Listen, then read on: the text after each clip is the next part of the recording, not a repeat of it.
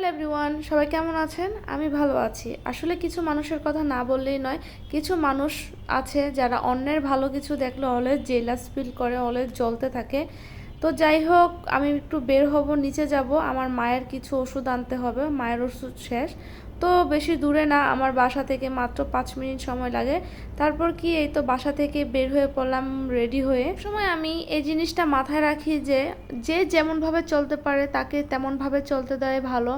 অন্যের কিছু দেখে কখনোই জেলাস করা উচিত না। আমার লাইফস্টাইল আমার মতো, অন্যদের লাইফস্টাইল অন্যদের মতো। আমি যেমনি চলতে ভালোবাসি আমি অলওয়েজ তেমনভাবেই চলি।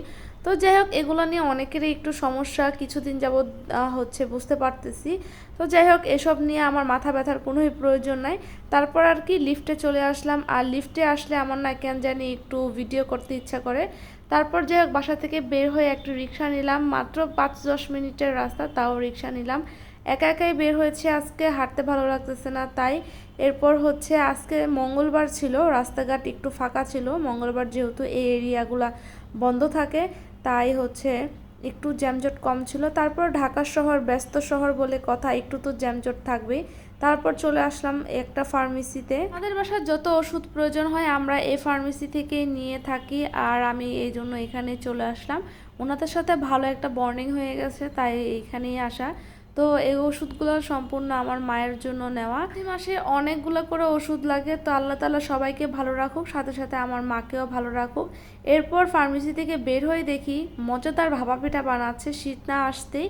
আসলে ঢাকা শহর কিন্তু সব কিছুই পাওয়া যায়, আর শীত আসতে অনেকটা সময় আরও বাকি, তার মধ্যেই কিন্তু ভাপা পিঠা রাস্তাঘাটে অ্যাভেলেবেল পাওয়া যাচ্ছে।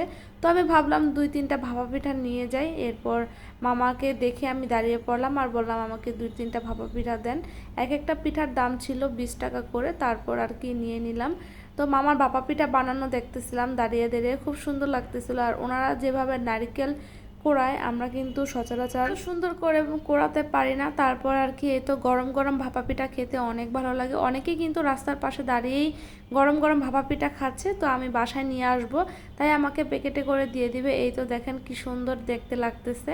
আমার বিশেষ করে রাস্তার স্ট্রিট ফুড যে গরম গরম থাকে বা স্ট্রিট ফুড যে তৈরি করে, এগুলো আমার অনেক বেশি ভালো লাগে দেখতে। এরপর মামা আমাকে সুন্দর করে একটু বেশি মিঠাই দিয়ে বানিয়ে দিতেছে। আমার কিন্তু একটু বেশি মিঠা ভাপা পিঠা খুবই পছন্দ। এরপরে তো নিয়ে আসলাম ভাপা পিঠা বাসায়। আর বাসার নিচে আমাদের একটি দোকান আছে, অনেক মজাদার চা তৈরি করে। তো আমি 1 কাপ দুধ চা নিয়ে নিলাম।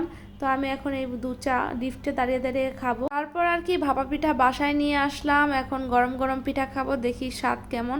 তো খেয়ে দেখলাম আলহামদুলিল্লাহ ভালোই লাগতেছে, না অনেক টেস্ট হয়েছিল ভাপা পিঠা। আর thanks for watching my video. সবাই ভালো থাকবেন, আল্লাহ হাফেজ।